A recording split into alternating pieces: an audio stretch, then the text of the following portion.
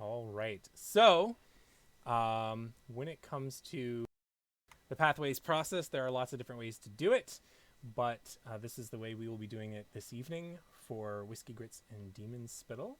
A couple things in the center of the Google drawing there. Quality assurance. You are being recorded for quality assurance.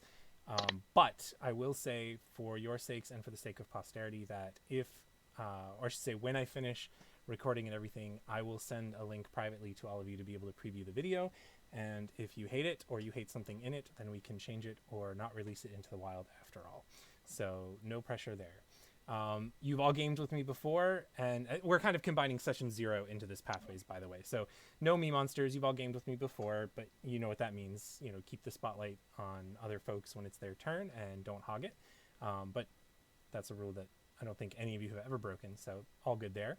Safety tools, once we get into the game proper, which is not what we're doing this evening, we'll be using script change with the fast forward and rewind and pause and all that stuff.